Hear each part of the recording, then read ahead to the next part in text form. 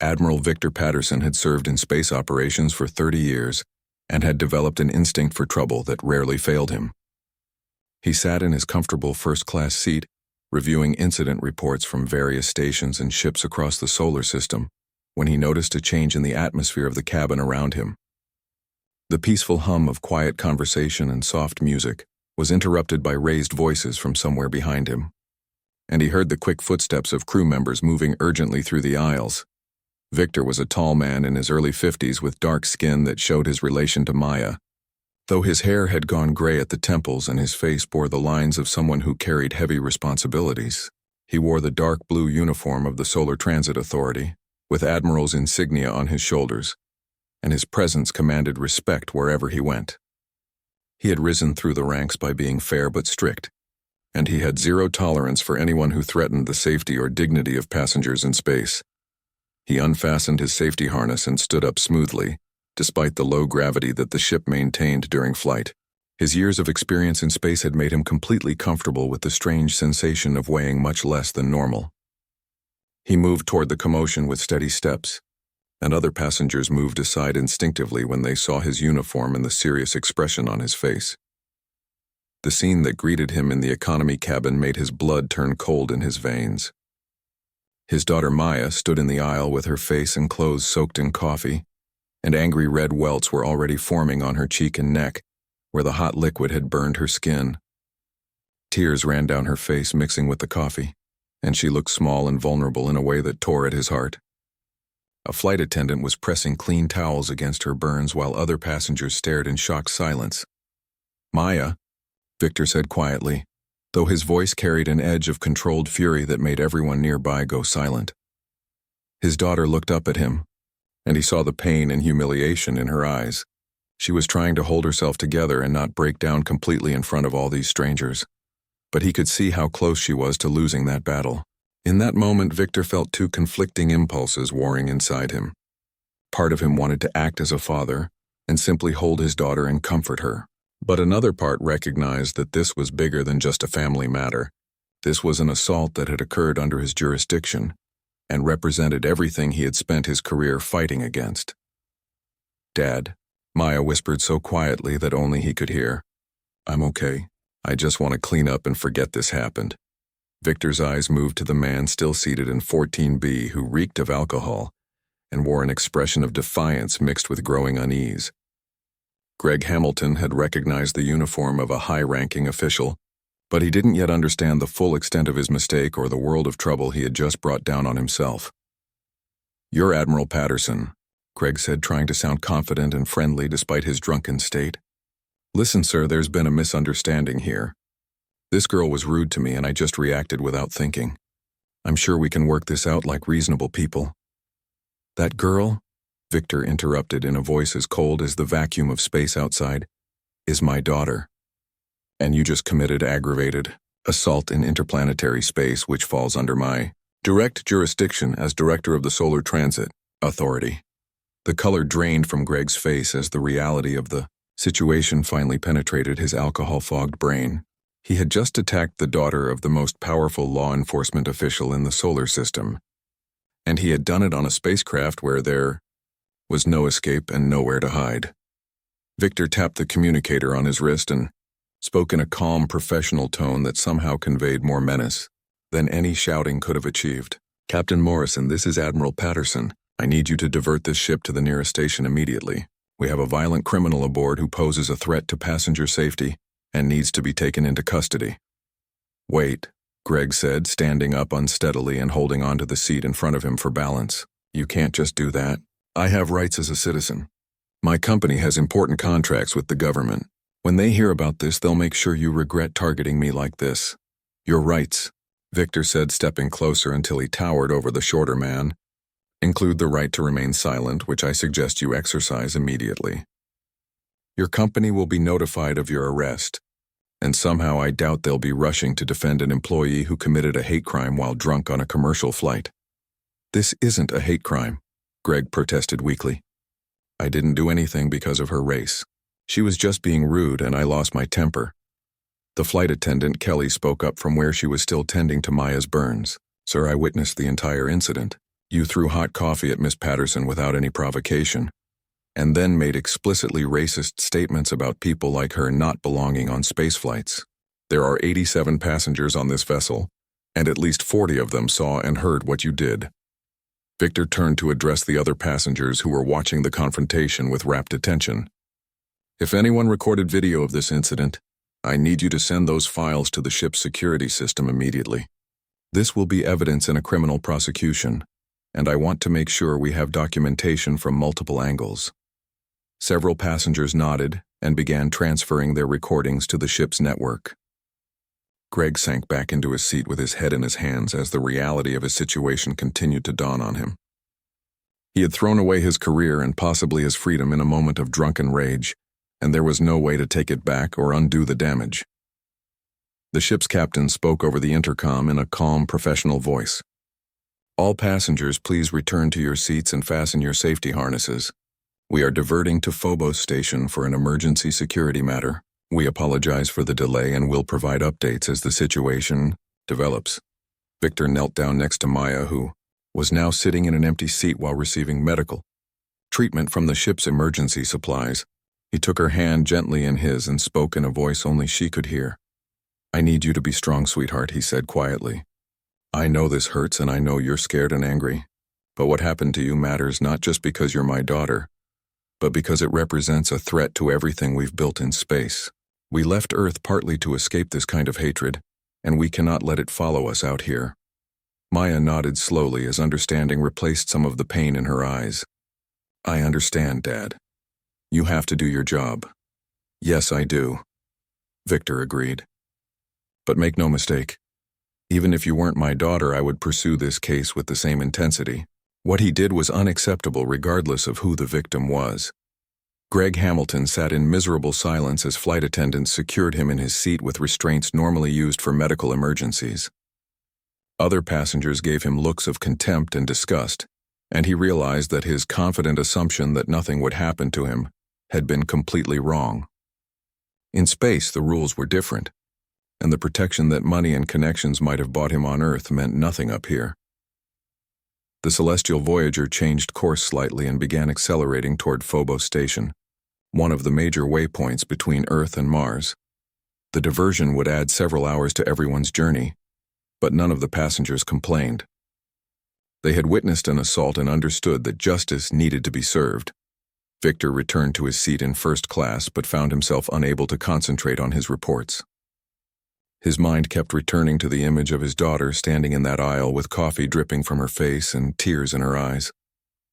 He had dealt with thousands of incidents during his career, but none of them had felt as personal as this one. He would need to be careful to ensure that his actions were guided by law and justice, rather than by the rage of a father protecting his child. The Celestial Voyager docked at Phobos Station 3 hours ahead of its original schedule, and Greg Hamilton watched through the small window of the ship's holding area as the massive rotating structure grew larger in his view. Phobos Station was one of the largest facilities in space, with a population of 50,000 people who worked in mining operations, ship maintenance, cargo transfer, and the countless other jobs required to keep humanity's expansion into the solar system functioning smoothly. The station rotated slowly to create artificial gravity through centrifugal force, and its lights blazed against the darkness of space like a small city floating in the void. Greg had sobered up considerably during the flight to the station, and with sobriety came a growing sense of fear about what was going to happen to him. He had spent the hours replaying the incident in his mind and trying to think of ways to explain or justify his actions, but every scenario he imagined ended with him facing serious consequences. His initial confidence that his company would protect him had evaporated when he received a terse message from his supervisor, informing him that he was suspended pending the outcome of the legal proceedings. The ship completed its docking procedures with mechanical precision, and Greg heard the sound of heavy boots in the corridor outside the holding area. The door slid open to reveal 6 security officers wearing the black tactical armor of the Solar Transit Authority Enforcement Division. Their suits were designed for zero-gravity combat and crowd control, and they carried weapons that could stun or restrain without damaging the delicate hull of a spacecraft. The lead officer was a stern-looking woman named Commander Lisa Brooks, who had spent 15 years handling security incidents across the solar system. "Gregory Hamilton," she said in a voice that allowed no argument, "you are under arrest for aggravated assault, commission of a hate crime with enhancement, endangering spacecraft operations while intoxicated, and failure to comply with crew instructions. You will be transported to the STA detention facility for processing and arraignment." "This is insane," Greg said, though his voice lacked the confidence he had shown earlier. "I want to call my lawyer. I want to contact the Earth Embassy. You can't just arrest me and hold me without due process." Commander Brooks pulled out a tablet and held it where Greg could see the screen. "Mr. Hamilton, under the Solar Transit Authority Charter ratified by the United Nations in 2087, any crime committed in interplanetary space or on facilities beyond Earth's atmosphere falls under our jurisdiction. You have the right to legal representation, which will be provided if you cannot afford an attorney. You have the right to contact your embassy, which we will facilitate once you are processed. But you do not have the right to avoid arrest for a crime you committed in front of 87 witnesses, with multiple video recordings."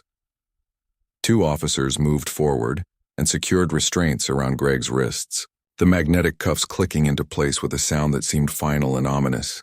They escorted him off the ship and through the docking tube that connected the Celestial Voyager to Phobos Station. As they emerged into the main concourse, Greg saw hundreds of people going about their daily business, and several of them stopped to stare at the man in restraints being led by security officers. The station was a marvel of engineering with curved corridors that followed the arc of the rotating structure and shops and restaurants that served the diverse population of workers and travelers. But Greg barely noticed the architecture or the bustling activity around him. All he could focus on was the growing realization that he was trapped in a place where the normal rules he was accustomed to didn't apply. They took him to the security complex, in the lower levels of the station where the rotation created higher gravity that made it harder for prisoners to attempt escape. Commander Brooks led him into a processing room where his personal belongings were cataloged and stored, and his biometric data was recorded in the system. A medical officer examined him to document his physical condition and ensure he hadn't been injured during his arrest. While Greg was being processed, Admiral Victor Patterson stood in the security office watching everything through a one-way window. Maya was with him after receiving treatment from the station's medical facility, where advanced healing gel had been applied to her burns. The gel would prevent scarring and accelerate healing, but the emotional trauma of the assault would take longer to fade. "Dad," Maya said quietly, "I don't want you to ruin your career over this. I know how it looks with you using your position to go after someone who hurt your daughter. People will say you're abusing your authority." Victor turned to face her and took both of her hands in his. "Sweetheart, I need you to understand something important. I'm not doing this just as your father, though. Heaven knows I want to handle this man myself for what he did to you. I'm doing this as the director of the Solar Transit Authority because what he did represents a threat to everything we've built out here in space." He pulled up a holographic display that showed statistics and incident reports from across the solar system. "Look at these numbers, Maya. In the last year, we've had 47 reported incidents of discrimination or hate crimes aboard spacecraft and stations. 47 times that someone decided the old prejudices from Earth still applied up here. Each time we've prosecuted to the fullest extent of the law, regardless of who the perpetrator was or who they claimed to know." Maya studied the data with her scientist's eye and slowly nodded. "You're making sure everyone knows that space is different from Earth?" "Exactly," Victor confirmed. "We can't afford to tolerate hatred and violence in an environment where people depend on each other for survival. Every person on a spacecraft trusts that their fellow passengers won't endanger them. Every worker on a station relies on their colleagues regardless of skin color or background. The moment we start allowing exceptions or giving people a pass because of their connections, we lose that trust and everything falls apart." In the processing room, Greg finished providing his information and was led to a small cell in the detention facility. The cell was austere with a narrow bed, a sanitary unit, and a small screen mounted on the wall. There were no windows because the cell was deep inside the station, where the hull provided maximum security. The door sealed behind him with a hiss of air pressure, and Greg sat on the bed with his head in his hands. The screen on the wall activated automatically, and displayed the charges against him in scrolling text. As he read through the legal language describing what he had done and the potential penalties he faced, the full weight of his situation finally crushed the last remnants of his denial. He had committed a federal crime in space where the consequences were much more severe than they would have been on Earth. A voice spoke from the screen, informing him that his hearing would take place the following day via video link with a judge on Europa Station near Jupiter. He would be assigned a public defender since his company had made it clear they would not be paying for private legal representation. The voice also informed him that due to the severity of the charges and the risk that he might attempt to flee, he would be held without bail pending trial. Greg wanted to rage at the unfairness of it all, to shout that he was being railroaded by a vindictive father abusing his position. But deep down in a part of his mind that the alcohol hadn't completely destroyed, he knew the truth. He had committed a violent assault motivated by racism, and he had done it in full view of dozens of witnesses. No lawyer in the solar system could make that go away. Commander Brooks entered the cell block and stood outside Greg's door, looking at him through the transparent barrier. "Mr. Hamilton?" she said in a tone that wasn't unkind but held no sympathy. "I've been doing this job for 15 years and I've seen a lot of people come through this facility. Some of them were genuinely good people who made terrible mistakes. Others were just bad people who finally got caught. I don't know which category you fall into, but I'll give you one piece of advice. Be honest with yourself about what you did and why you did it. The only chance you have of getting through this with any dignity is to face the truth." The following morning, Greg Hamilton was escorted from his cell to a small courtroom facility within Phobos Station that was designed for preliminary hearings and minor cases.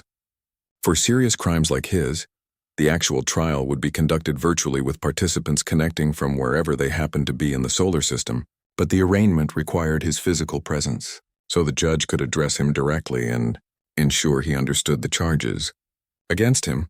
The courtroom was small and functional with white walls and a raised platform where a large screen would display the judge's image. Greg sat at a plain metal table wearing the gray jumpsuit that all detainees were given, and his hands were secured to the table with magnetic restraints. A young man in a suit sat beside him looking nervous and overwhelmed. This was Kyle Stevens, the public defender who had been assigned to represent him. Kyle had graduated from law school on Mars Colony just 2 years ago and was still learning the complexities of space law. He had reviewed Greg's case file the previous night and had immediately recognized that his client was in serious trouble. The evidence was overwhelming with video footage from multiple angles, witness testimony from dozens of passengers, and Greg's own recorded statements that left no doubt about his intent or motivation. "Mr. Hamilton," Kyle said quietly before the hearing began, "I need you to understand the situation clearly. The prosecution has an extremely strong case against you. Every charge they've filed is supported by substantial evidence. My advice is to plead guilty and try to negotiate a reduced sentence in exchange for showing remorse and accepting responsibility." "No," Greg said firmly, though fear was evident in his eyes. "I'm not pleading guilty. This whole thing is a setup. Admiral Patterson is using his position to railroad me because I had an argument with his daughter. Once people hear the full story, they'll understand." Kyle sighed and made a note on his tablet. "Mr. Hamilton, I have to advise you that going to trial is extremely risky. If you're convicted after a trial, the sentence will likely be much harsher than if you accept a plea agreement now." Before Greg could respond, the screen at the front of the room activated and displayed the image of Judge Patricia Coleman, who was presiding over the hearing from her chambers on Europa Station orbiting Jupiter.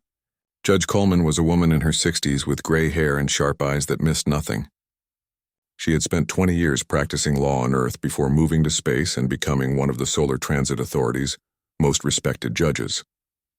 "This court is now in session," Judge Coleman announced in a firm voice that carried across the millions of miles separating them. "Mr. Hamilton, you are charged with aggravated assault, commission of a hate crime with enhancement, endangering spacecraft operations while intoxicated, and failure to comply with crew instructions.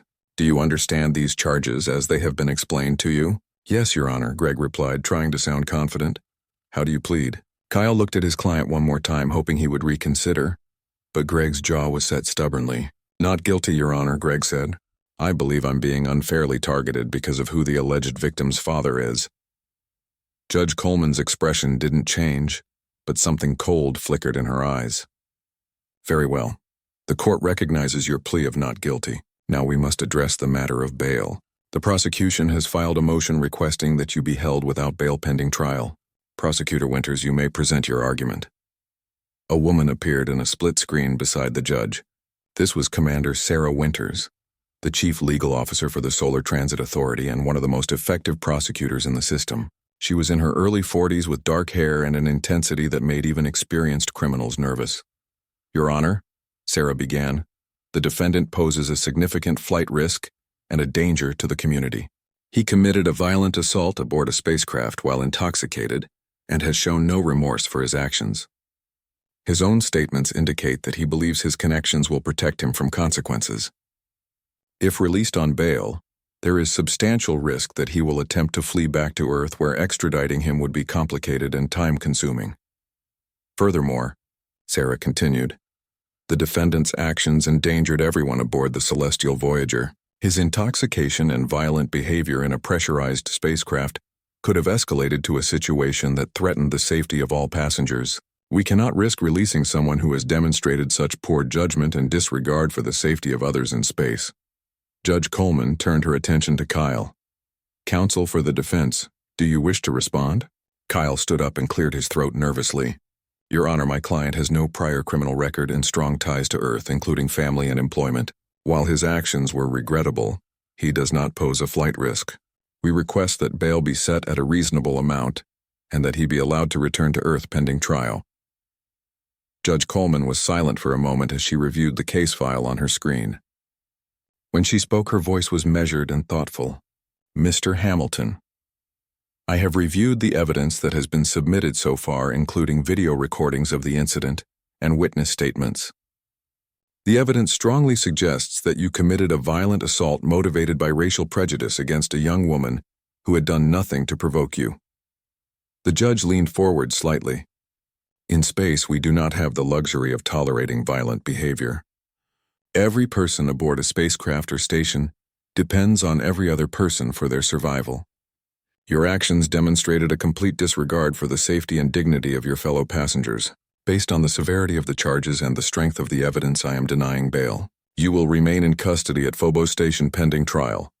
Your Honor, Greg protested, standing up abruptly before the guards could stop him. This is completely unfair. I'm being punished before I've even been convicted. You're letting Admiral Patterson use his influence to keep me locked up. Judge Coleman's expression hardened. Mr. Hamilton, I'm denying you bail because of the evidence in this case, not because of who the victim's father is.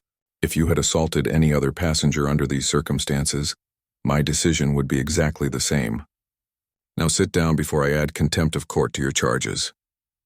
Greg sat down heavily and Kyle put a hand on his shoulder to keep him quiet.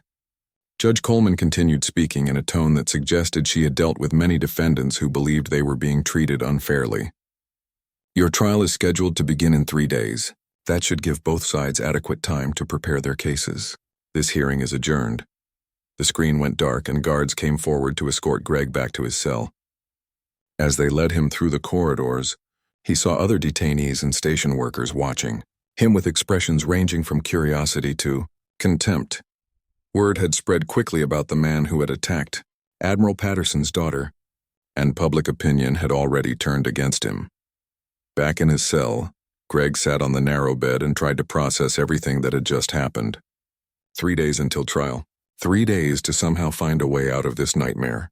He still believed that once a jury heard his side of the story, they would understand that he wasn't a bad person, just someone who had made a mistake while drunk and stressed. In Admiral Patterson's office, Maya watched a recording of the arraignment hearing with mixed feelings. Part of her was satisfied to see Greg being held accountable for what he had done, but another part felt uncomfortable with the amount of attention the case was receiving. She had never wanted to be the center of a major legal proceeding, and she worried about how this would affect her studies and her future career. Dad, she said as the recording ended, do you really think this is necessary? Maybe we could just let him plead guilty to a lesser charge and go home. I don't want to spend weeks dealing with a trial and testimony. Victor turned to his daughter with a serious expression. Maya, if we let him plead to a lesser charge, then other people will see that and think they can get away with similar behavior. The message needs to be clear that violence and hatred have no place in space. I know this is hard for you, but you're not just fighting for yourself. You're fighting for every person who might be targeted in the future.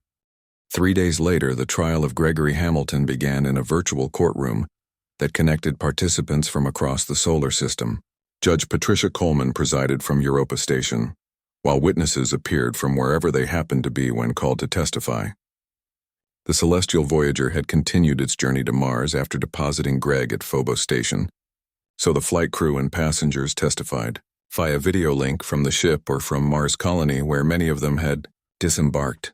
The courtroom technology was impressive, with holographic displays that made it seem as though everyone was present in the same physical space, even though they were separated by millions of miles.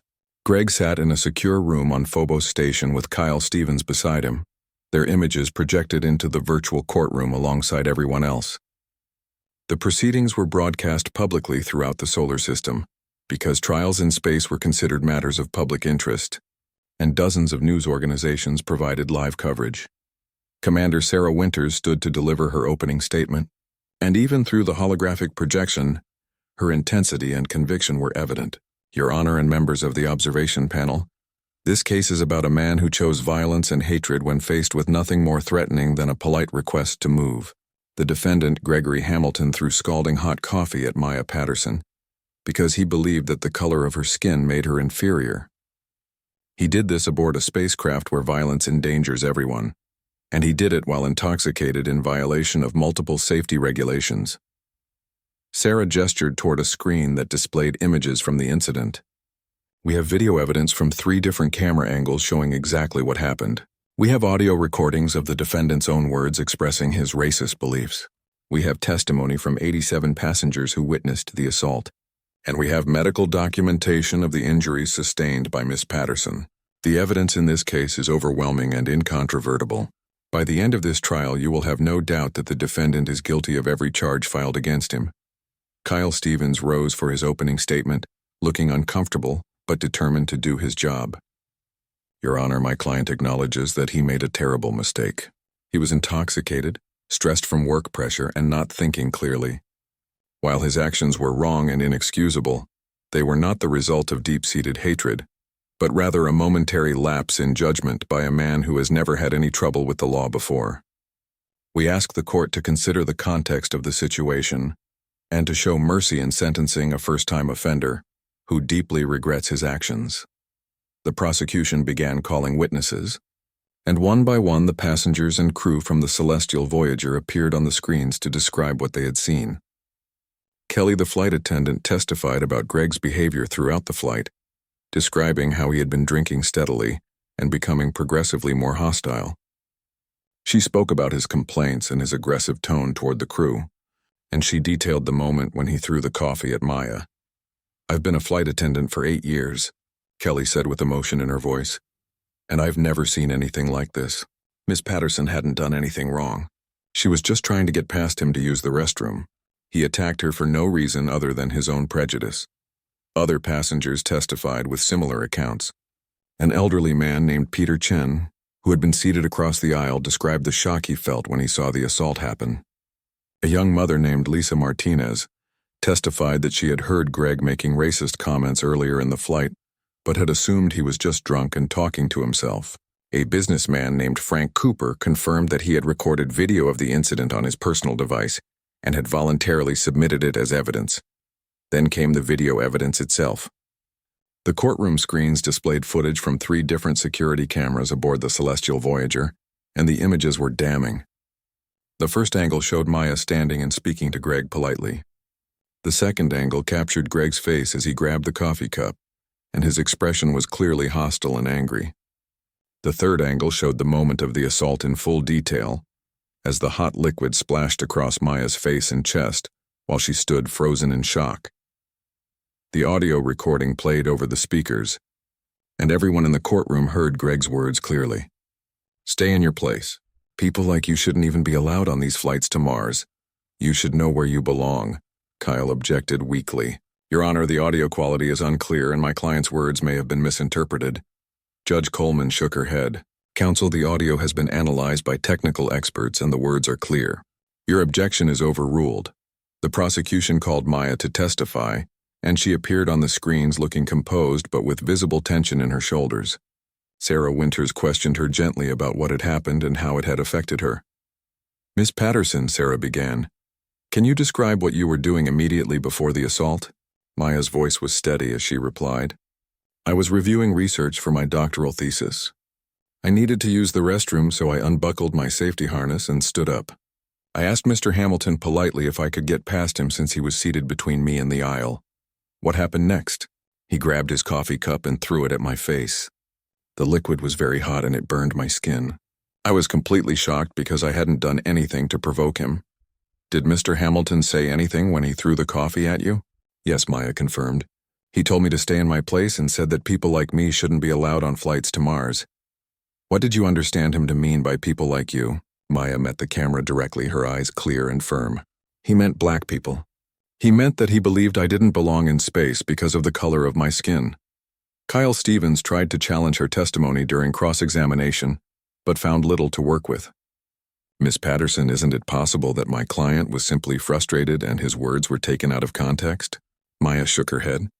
"There was no context that would make his words acceptable.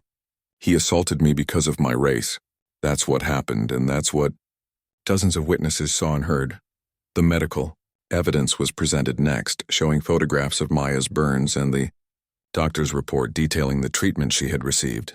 The burns had been painful and could have caused permanent scarring if not for the advanced medical care available on Phobos Station. Kyle's defense strategy was limited by the overwhelming evidence against his client. He called no witnesses because Greg had no one who could credibly support his version of events. Instead, Kyle focused on arguing that his client's intoxication had diminished, his capacity to control his actions, and that he deserved leniency because he had no prior criminal record. In his closing argument, Kyle made an emotional appeal. "Your Honor, my client made a terrible mistake while under the influence of alcohol. He has lost his job, his reputation, and possibly his family because of this incident. He will carry the shame of what he did for the rest of his life. I ask the court to show mercy and to consider that punishing him too harshly serves no purpose beyond vengeance." Sarah Winters stood for her closing argument with fire in her eyes.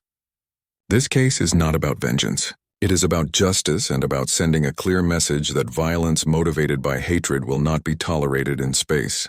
The defendant chose to drink alcohol aboard a spacecraft. He chose to harbor racist beliefs. He chose to act on those beliefs by assaulting an innocent woman. Every choice he made led to this moment, and he must face the consequences of those choices. I ask the court to impose the maximum sentence allowed by law to demonstrate that space is not a place where such behavior will ever be acceptable. Judge Coleman announced that she would take time to review all the evidence before rendering her verdict and sentence. The trial had lasted only one day because the evidence was so clear, but the judge wanted to ensure that her decision was thorough and well-reasoned. She adjourned the proceedings and told everyone she would reconvene the court the following morning. Greg Hamilton spent the night in his cell unable to sleep as he replayed the trial in his mind over and over. The evidence against him had been devastating, and even he had to admit that watching the video footage made him look like exactly what the prosecutor said he was, a violent racist who had attacked an innocent woman. He kept trying to remember what he had been thinking in that moment aboard the ship. But the alcohol and the passage of time had made his memories unclear and confused. Part of him wanted to feel remorse for what he had done to Maya, but another part was still angry at what he perceived as unfair treatment. He convinced himself that if she hadn't been the Admiral's daughter, this whole situation would have been handled differently, maybe with an apology and a fine instead of a criminal trial. He refused to fully accept that his own actions were the sole cause of his predicament. The morning came too quickly, and guards arrived to escort him to the courtroom facility, where he would hear Judge Coleman's verdict. Kyle Stevens was already waiting and looked even more nervous than usual. The young lawyer had reviewed similar cases from the past decade and knew that judges in the Solar Transit Authority system took crimes like this very seriously. He had tried to prepare Greg for the possibility of significant prison time, but his client kept insisting that the judge would show mercy. The virtual courtroom assembled with participants connecting from their various locations across the solar system. Judge Coleman appeared on the main screen looking composed and serious as she reviewed her notes one final time. Admiral Victor Patterson sat in the observation section along with Maya, who looked anxious but determined. Dozens of reporters and members of the public watched through the live broadcast feed. "This court is now in session," Judge Coleman announced. "Will the defendant please stand?" Greg rose on shaky legs with Kyle beside him. His face was pale and his hands trembled slightly as he gripped the edge of the table for support. "Gregory Hamilton," the judge began in a formal tone, "I have carefully reviewed all the evidence presented during your trial. I have watched the video recordings multiple times. I have read the witness statements and the medical reports. I have considered the arguments made by both the prosecution and the defense." She paused and looked directly at Greg through the camera. "The evidence in this case is overwhelming and leaves no room for reasonable doubt. You committed a violent assault against Maya Patterson aboard the Celestial Voyager. You did this while intoxicated in violation of spacecraft safety regulations. And you did this specifically because of the victim's race as evidenced by your own recorded statements." Judge Coleman pulled up the Solar Transit Authority charter on her screen. "Before I pronounce your sentence, I want you to understand something about the law in space. When humanity expanded beyond Earth, we faced a choice. We could bring all of our old hatreds and divisions with us, or we could establish a new social contract based on the understanding that in space we survive together or we die alone." She gestured toward images of various spacecraft and stations that appeared on the screens. "Every person aboard a spacecraft trusts their fellow passengers and crew with their lives. Every worker on a station depends on their colleagues regardless of their background or appearance. The moment we allow violence and hatred to take root in this environment, we endanger everyone. That is why the laws governing behavior in space are strict, and why the penalties for violations are severe." Greg tried to speak, but Kyle put a hand on his arm to silence him. "You didn't just attack Maya Patterson," Judge Coleman continued. "You attacked the fundamental principle that space is a place where all of humanity can work together toward a common future. You demonstrated that you are a threat to the social cohesion that makes survival in space possible." The judge leaned forward and her voice grew colder. "Furthermore, your behavior both during and after the incident shows a complete lack of remorse. You have blamed everyone except yourself. You have claimed that you are being treated unfairly, when in reality you are receiving exactly the process that any defendant would receive. You have shown no understanding of the harm you caused or the danger you posed." Judge Coleman took a deep breath before continuing. "I have reviewed sentencing guidelines for similar cases, and I have considered the arguments for both severity and mercy. Having done so, I hereby find you guilty on all charges and sentence you as follows." Greg felt his legs begin to give out, and he grabbed the table with both hands. "For the charge of aggravated assault, I sentence you to 4 years in the Solar Transit Authority Correctional Facility. For the hate crime enhancement, I add an additional 3 years to that sentence. For endangering spacecraft operations while intoxicated, I sentence you to 6 months concurrent with the other sentences. For failure to comply with crew instructions, I sentence you to 3 months concurrent with the other sentences." The judge's words hit Greg like physical blows. 7 years total. 7 years in a space prison far from everything and everyone he knew. Additionally, Judge Coleman said, "You are permanently banned from all commercial space travel. When you have completed your sentence, you will be transported back to Earth at your own expense, and you will never be permitted to return to any facility or vessel under STA jurisdiction. You are also ordered to pay restitution to Miss Patterson for her medical expenses and emotional suffering in the amount of $50,000. "Your Honor, please," Greg said, his voice breaking. "I have a family on Earth. 7 years is too long. I made a mistake, but don't destroy my entire life over it." Judge Coleman's expression didn't soften. "You had a family, Mr. Hamilton. Your wife filed for divorce 2 days ago. Your children have issued public statements saying they do not support your actions. You destroyed your own life through your choices. I am simply ensuring that you face appropriate consequences for those choices." The judge paused and then added, "I want to be clear that this sentence is not about revenge or punishment for its own sake. It is about protecting the thousands of people who live and work in space, from individuals who pose a threat to their safety and well-being. Perhaps during your incarceration you will reflect on your beliefs and your actions. Perhaps you will emerge as a better person. I certainly hope so. But that will be your responsibility and yours alone. Is there anything you wish to say before this court is adjourned? Greg opened his mouth, but no words came out. His mind was reeling from the reality of 7 years in prison followed by permanent exile from space. All of his plans and assumptions had been shattered. Finally, he managed to whisper, "I'm sorry." Judge Coleman nodded slightly. "I hope that's true, Mr. Hamilton." "I truly do. This court is adjourned." The screens went dark and guards moved forward to escort Greg back to his cell. He walked in a daze, barely aware of his surroundings as the full weight of the sentence crashed down on him. 7 years. By the time he was released, he would be in his 50s with no career, no family, and no future in the expanding frontier of space that represented humanity's greatest achievement. In the observation room, Victor Patterson put his arm around Maya's shoulders as they watched Greg being led away. There was no triumph in his expression, only a grim satisfaction that justice had been served. "How do you feel?" he asked his daughter quietly. Maya was silent for a moment before answering.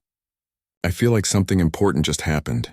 Not just for me, but for everyone who lives in space. We proved that the law applies equally to everyone and that violence motivated by hatred won't be tolerated." Victor nodded. "That's exactly right. And while I wish you hadn't had to go through this experience, I'm proud of how you handled yourself. You stood up and told your story with courage and dignity." The news of the verdict spread rapidly throughout the solar system. On Mars colony, workers gathered in cafes and bars to discuss the case, and most agreed that the sentence was appropriate. On the mining stations of the asteroid belt, people raised toasts to Admiral Patterson for standing firm against hatred. But on Earth, the reaction was more divided, with some praising the verdict, while others complained about harsh space laws and jurisdictional overreach. In his cell, Greg sat on his narrow bed and stared at the wall. The reality of 7 years in this small space with nothing but his thoughts was almost too much to bear. He had entered the Celestial Voyager believing he was important and that his prejudices were justified. He would leave this facility years from now, hopefully having learned that in the vast expanse of space where humanity struggled to survive and thrive, hatred and division were luxuries no one could afford. The trial and sentencing of Gregory Hamilton became the most discussed legal case in space history, and its impact rippled outward from Phobos Station to every corner of humanity's presence in the solar system. News organizations broadcast special reports analyzing the verdict and debating its implications for space law and social justice. Legal scholars wrote papers examining the precedent that had been set, and ordinary people from Earth to the outer planets discussed what it meant for their own lives and futures. On Mars colony in the domed city of New Alexandria, a teacher named Claire Bennett stood before her class of 30 students ranging in age from 12 to 15. The children were second-generation colonists who had been born on Mars and knew Earth only from videos and stories told by their parents. Claire had decided to use the Hamilton case as a teaching opportunity about the evolution of law and society. "Class," she began, "I want you to understand why what happened aboard the Celestial Voyager matters so much. In space, we depend on each other in ways that people on Earth sometimes take for granted. If the air recycling system breaks down, everyone aboard a station could die within hours. If a spacecraft hull is breached, everyone inside faces the vacuum of space together. There is no room for hatred or division when survival requires cooperation." A young girl named Sophie raised her hand. "Miss Bennett, why did that man hate Miss Patterson?" "She didn't do anything wrong." Claire chose her words carefully. The man who attacked Miss Patterson had learned prejudice from the society he grew up in on Earth. He believed that people who looked different from him were somehow inferior. These beliefs are based on ignorance and fear, and they have caused tremendous suffering throughout human history. But here on Mars and throughout the colonies, we're trying to build a better society, where people are judged by their character and contributions, rather than by their appearance. A boy named Nathan spoke up. "My dad says the sentence was too harsh. He says 7 years is too long for throwing a cup of coffee." Claire nodded, acknowledging the different perspectives. "That's a valid point to discuss, Nathan. Some people do think the sentence was severe, but consider this. The man didn't just throw coffee at someone. He committed an act of violence motivated by hatred aboard a spacecraft where such behavior endangers everyone. He violated the trust that passengers place in each other. And after he was arrested, he showed no real understanding of why his actions were wrong. The judge had to consider not just punishing him, but also deterring others from similar behavior. On the mining stations scattered throughout the asteroid belt, workers gathered in recreation facilities during their off shifts to watch recordings of the trial and discuss the verdict. These stations were home to some of the toughest and most diverse populations in space. Men and women from dozens of countries who spent months at a time in harsh conditions extracting minerals that would build the next generation of spacecraft and habitats. In the rec room of Station Vesta 12, a miner named Carlos Rodriguez sat with his crew watching the footage of Judge Coleman delivering the sentence. Carlos was a stocky man in his 40s who had left Earth 15 years ago, after experiencing discrimination in his homeland. He had found acceptance and opportunity in space, and he felt strongly about protecting the inclusive culture that had developed in the colonies. "That judge has courage," Carlos said to his companions. She could have given him a lighter sentence to avoid controversy, but she stood firm on principle. His friend Nina Petrov, a Russian engineer, agreed. On Earth, powerful people rarely face real consequences for their actions. They hire expensive lawyers and exploit loopholes in the system. But up here the law actually means something. Everyone is held to the same standard. A younger miner named Jack Turner, who had only been in space for 6 months, looked troubled. But 7 years seems really harsh for one incident. The guy made a mistake when he was drunk. Doesn't he deserve a second chance? Carlos shook his head firmly. Jack, you're still thinking like someone from Earth. Up here, one person's mistake can kill everyone around them. That man proved he was dangerous by attacking someone for no reason other than prejudice. The judge had to make sure he couldn't endanger anyone else and had to send a message that such behavior won't be tolerated. The conversation reflected debates happening throughout the solar system as people grappled with questions about justice, punishment, and the kind of society they wanted to build in space. Most people who lived and worked beyond Earth supported the verdict, understanding that strict enforcement of social norms was necessary for survival. But on Earth, where such immediate interdependence wasn't as obvious, many people viewed the sentence as excessive, and authoritarian conservative media outlets on Earth launched campaigns against what they called space tribunals that could sentence Earth citizens without adequate protections. Talk show hosts invited legal experts who argued that the Solar Transit Authority had overstepped its jurisdiction. Politicians who represented districts with aerospace industries began calling for reforms that would limit the STA's authority and require more Earth-based oversight of space. Farsi in his office on Phobos Station, Admiral Victor Patterson watched the Earth news feeds with a mixture of frustration and resignation.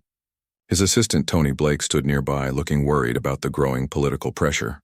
"Admiral," Tony said hesitantly, "3 senators have formally requested your resignation. They're claiming that you abused your authority to pursue a vendetta against Hamilton because he attacked your daughter. The Secretary General has called a meeting to discuss reforming the STA's judicial powers." Victor turned away from the screen and looked out at the rust-colored surface of Phobos below. Beyond it, Mars hung in space with its blue-green terraformed regions visible against the ancient red rock. He had dedicated his life to building institutions that would govern humanity's expansion into space fairly and effectively. And now politicians who had never left Earth wanted to dismantle that work. "Tony," Victor said quietly, "do you know why I took this position 20 years ago?" "No, sir," Tony replied. "Because I believed that space represented humanity's best chance to get things right. On Earth, the legal system is corrupted by money and influence. People with wealth and connections commit terrible crimes and walk away with minimal consequences. I didn't want that future for the colonies and stations we're building out here." He pulled up statistics on his tablet showing crime trends over the past decade. Since we established strict enforcement of hate crime laws in space, incidents have decreased by 78%. Since we implemented zero-tolerance policies for violence aboard spacecraft, passenger safety has improved by 92%. The law works, Tony, but only if we enforce it equally regardless of who the victim is or who the perpetrator claims to know. "But sir," Tony said carefully, "the political pressure from Earth could force changes to how the STA operates." Victor nodded slowly. "They can change the system if they have the votes. They can even force me to resign if they want. But I won't apologize for doing my job correctly, and I won't let Hamilton's sentence be reduced because Earth politicians want to score points with voters who don't understand what life in space requires." The political battle over space law and STA authority continued for months with no clear resolution. Some Earth nations threatened to withdraw from the Solar Transit Authority Treaty, while others defended its independence. Public opinion on Earth remained divided, while opinion in space strongly supported maintaining strict enforcement of laws protecting social cohesion and passenger safety. Meanwhile, Maya Patterson returned to her studies at Mars University, trying to move past the trauma of the assault and the publicity of the trial. She found it difficult to focus on her research when reporters constantly requested interviews and strangers approached her on the street to express support or occasionally criticism. Some people praised her courage, while others suggested she had been too harsh in pursuing maximum penalties against Hamilton. One afternoon, Maya sat in her advisor's office feeling overwhelmed and uncertain about her future. Her advisor was an older woman named Professor Helen Martinez, who had been studying terraforming for 30 years and had mentored dozens of successful students. "Professor," Maya said quietly, "I'm not sure I can do this anymore. Every time I try to work on my research, I think about the trial.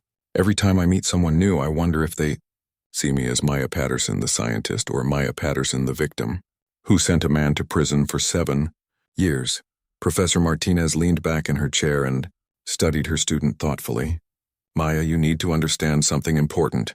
What happened to you was terrible and unfair, but your response to it, standing up and demanding justice, was powerful and necessary. You didn't just fight for yourself. You fought for everyone who comes after you." 6 months after the trial, Maya Patterson stood at a podium in the main auditorium of Mars University preparing to present her research at the Solar Engineering Conference. The room was filled with scientists and engineers from across the solar system, all gathered to share advances in terraforming technology, propulsion systems, and habitat construction. Maya had worked hard to refine her atmospheric processing algorithms, and today she would demonstrate how her approach could reduce the time needed to make Mars fully habitable by nearly 15%. But before she began her technical presentation, Maya decided to address something personal that had become unexpectedly relevant to her work and her life. "Good afternoon, everyone," she began, her voice steady despite the butterflies in her stomach. "My research today focuses on improving efficiency in atmospheric conversion. But before I discuss the technical details, I want to talk about something that happened to me 6 months ago and why it matters to all of us working in space." The audience grew quiet and attentive. Many of them knew her story from news reports, but hearing her speak about it directly was different and more powerful. 6 months ago, I was assaulted aboard a spacecraft by someone who decided I didn't belong there because of the color of my skin. That person is now serving a 7-year sentence, and people often ask me how I feel about that.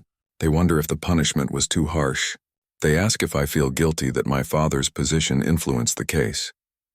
Maya paused and looked around the auditorium, meeting the eyes of people from dozens different nations and backgrounds. The answer is no to both questions. The sentence was appropriate because in space we cannot tolerate violence motivated by hatred, and my father's position didn't influence the outcome.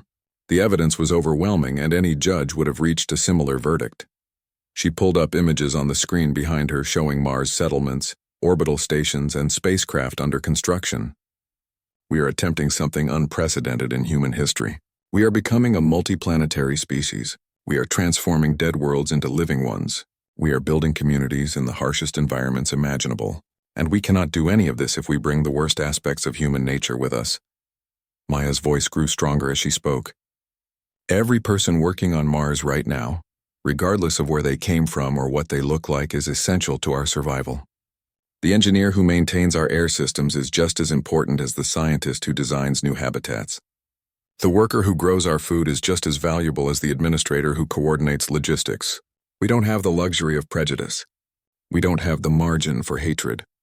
We either work together or we fail together." The audience erupted in applause that lasted several minutes. People stood and clapped not just for her words, but for the courage it took to speak them publicly. When the applause finally died down, Maya transitioned into her technical presentation, and for the next hour she demonstrated the elegance and innovation of her atmospheric processing research. After the presentation, Maya was surrounded by people wanting to congratulate her and discuss her work.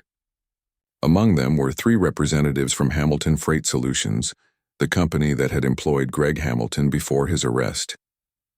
They had traveled to Mars specifically to recruit her, and their presence surprised and intrigued Maya.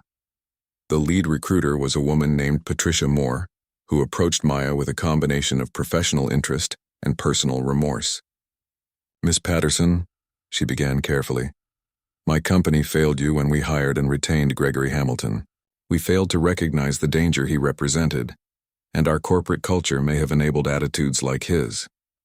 We've spent the past 6 months completely restructuring our organization, our hiring practices, and our training programs." Maya listened carefully as Patricia continued. "We would be honored if you would consider joining our company to help design logistics algorithms for our expanding space operations.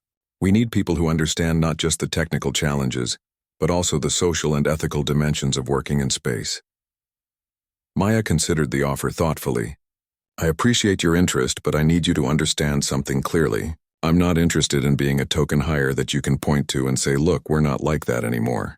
If I join your company, it will be because I'm the best person for the job, and I expect to be treated exactly that way." Patricia smiled with genuine respect. "We wouldn't want it any other way, Miss Patterson. We're not looking for someone to make us look good. We're looking for someone who can genuinely help us build a better company that reflects the values that space requires. Take some time to think about it, and let us know if you're interested in discussing the position further." Across the solar system on Phobos Station, Admiral Victor Patterson received news of his daughter's successful presentation with quiet pride. His own situation remained uncertain as the political battle over STA authority continued without resolution. Several nations had proposed reforms that would limit the organization's independence, while others defended its current structure as necessary for effective governance of space activities. Victor knew his time as director might be coming to an end, but he had accomplished what he set out to do. He had established a clear precedent that space would not tolerate the hatreds that had plagued Earth for millennia. Future administrators might face pressure to be more lenient or more responsive to Earth politics, but they would have to answer to the example he had set. His communicator chimed with an incoming message from his daughter. "Dad?" The message read, "I just gave my presentation and it went really well. Hamilton Freight Solutions offered me a job, can you believe that?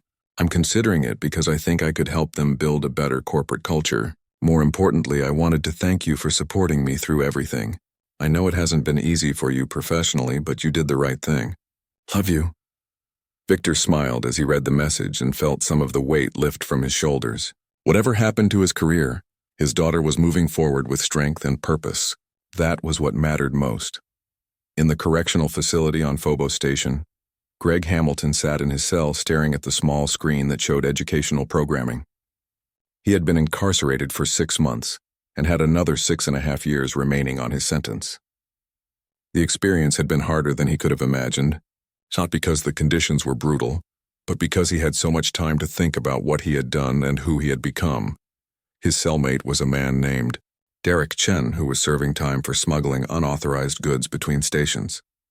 Derek was quiet and thoughtful, and over months of forced proximity, he and Greg had developed something resembling friendship. They talked during exercise periods and shared books from the prison library. One day, Derek asked the question that had been on his mind for weeks. "Greg, do you actually regret what you did, or do you just regret getting caught?" Greg was silent for a long time, considering the question honestly.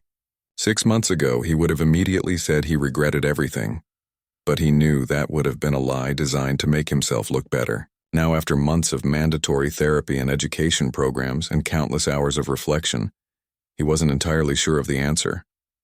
"I don't know," Greg finally admitted. "I want to say I understand why what I did was wrong. I want to believe I've changed and grown, but honestly, I'm not sure if I'm different because I've learned something genuine or because I want to get out of here eventually. Maybe by the time my sentence is done, I'll know the difference." Derek nodded thoughtfully. "At least you're being honest about it. That's more than most people in here can say." As the months and years passed, the case of Gregory Hamilton versus the Solar Transit Authority became a cornerstone of space law studied in universities and cited in courtrooms throughout the solar system. Legal scholars wrote about it in textbooks, using it as an example of how law must adapt to new environments and new social requirements. The precedent it established made clear that space was not a lawless frontier where the powerful could act with impunity, but rather a place where humanity had a chance to build something better than what existed on Earth. Maya continued, her studies and eventually accepted the position with Hamilton Freight Solutions, where she helped design systems that improved efficiency while promoting safety and cooperation. She became a respected voice in aerospace engineering, frequently speaking at conferences about both technical innovations and social responsibility. The incident that had nearly broken her became part of her story but did not define her entire life. Admiral Victor Patterson eventually resigned from his position as director of the Solar Transit Authority after political pressure became too intense for him to effectively continue his work. But his legacy remained in the institutions he had built and the precedents he had established. His successor, while more diplomatic in dealing with Earth politics, maintained the core principles of equal justice and strict enforcement that Victor had championed. 7 years after the trial on a spring morning on Earth, Gregory Hamilton was released from custody and transported back to his home planet. He stepped off the shuttle at Kennedy Spaceport, a man in his early 50s with gray hair and lines on his face that hadn't been there before. The commercial spacecraft glided smoothly through the darkness between Earth and Mars, carrying 200 passengers who were either traveling for business or heading to the colonies for a new life. The vessel was called the Celestial Voyager, and it was one of the newest ships in the fleet with comfortable seats and large windows that showed the endless expanse of space outside.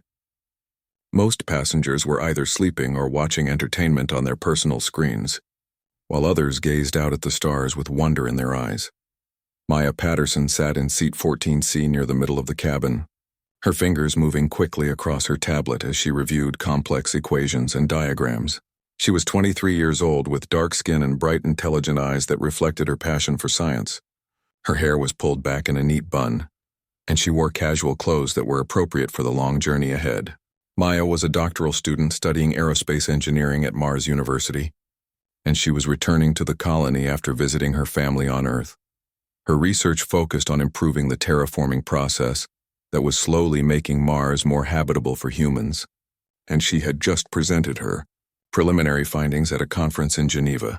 The seat next to her in 14B was occupied by a man named Greg Hamilton, who had been drinking alcohol since the flight began 3 hours ago. He was in his mid-40s with thinning hair and a face that had grown increasingly red as he consumed more drinks. Greg worked for a freight company that shipped supplies to various space stations, and he seemed to believe this made him more important than he actually was. Throughout the flight, he had complained loudly about everything from the temperature in the cabin to the quality of the food, and his voice had grown progressively louder and more aggressive with each drink. Maya had tried to ignore him and focus on her work, but his constant muttering and hostile glances made her uncomfortable. She noticed how his eyes kept drifting toward her with something that looked like contempt, though she couldn't understand why a complete stranger would harbor such feelings. She had done nothing to provoke him and had barely spoken a word since takeoff. Yet his hostility seemed to grow with each passing hour. The cabin lights were dimmed to simulate nighttime and help passengers rest during the long journey to Mars. Soft music played through the speakers, and flight attendants moved quietly through the aisles, checking on passengers and collecting empty cups and food containers. Everything seemed peaceful and routine, the kind of boring flight that passengers preferred because nothing unexpected happened. Maya needed to use the restroom and gathered her courage to squeeze past Greg, who was seated between her and the aisle. She unbuckled her safety harness and stood up carefully in the low-gravity environment that the ship maintained during flight. She turned toward Greg and spoke in a polite, quiet voice that she hoped wouldn't disturb other passengers who were sleeping nearby. "Excuse me, sir," she said softly. "I need to get past you to reach the restroom." Greg looked up at her with eyes that were glassy from alcohol and filled with sudden rage that seemed completely disproportionate to her simple request. His face twisted into an ugly expression, and he grabbed his cup of coffee from the armrest between their seats. The coffee was still hot because he had ordered it just 10 minutes earlier, and steam rose from the dark liquid in lazy swirls. Without warning and without saying a word, Greg threw the entire cup of hot coffee directly at Maya's face and chest. The scalding liquid hit her skin with shocking force, and she gasped in pain as it burned her cheek and neck and soaked through her shirt. Coffee dripped from her hair and ran down her face, and the heat made her eyes water as she stood frozen in shock and disbelief. "Stay in your place," Greg snarled at her with venom in his voice. "People like you shouldn't even be allowed on these flights to Mars. You should know where you belong. The other passengers." who had been sleeping or watching their screens suddenly, looked up in alarm at the commotion. Gasps and exclamations of shock rippled through the cabin as people realized what had just happened. An elderly woman in the row behind them covered her mouth with her hand, and a young couple across the aisle stared with wide eyes at the scene unfolding before them. Maya stood completely still with coffee dripping from her face and tears forming in her eyes from both the physical pain and the emotional shock of being attacked so suddenly and violently. Her skin burned where the hot liquid had hit her, and she could already feel welts beginning to form on her cheek and neck. But worse than the physical pain was the humiliation of being assaulted in front of all these people, simply because of the color of her skin. A flight attendant named Kelly rushed down the aisle from the galley where she had been preparing meal service. She was a young woman with blonde hair pulled back in the standard crew style, and her face showed horror and disbelief at what she had just witnessed. She grabbed a stack of clean napkins from her supply cart and pressed them gently against Maya's burned skin, while looking at Greg with shock and anger. "Sir, you need to calm down right now," Kelly said firmly, though her voice shook slightly. "I'm calling the captain immediately. What you just did is a serious crime." Greg laughed at her words, a harsh sound that had no humor in it. He leaned back in his seat with his arms crossed over his chest and a smug expression on his face that showed he felt no remorse for his actions. "Do whatever you want, sweetheart," he said dismissively. "Call whoever you need to call. My lawyer will have me off this ship before we even reach Mars. I know important people in the government and in the shipping industry. Nothing is going to happen to me over some little misunderstanding with this girl who doesn't know her place." Kelly helped Maya sit down in an empty seat across the aisle while another flight attendant rushed over with a first aid kit. The captain's voice came over the intercom asking Kelly to report to the cockpit immediately, and she hurried forward to explain the situation to him. The other passengers watched in silence, some recording the scene on their personal devices while others whispered to each other about what they had witnessed. What Greg Hamilton didn't know and couldn't have known was that the young woman he had just assaulted wasn't just another passenger.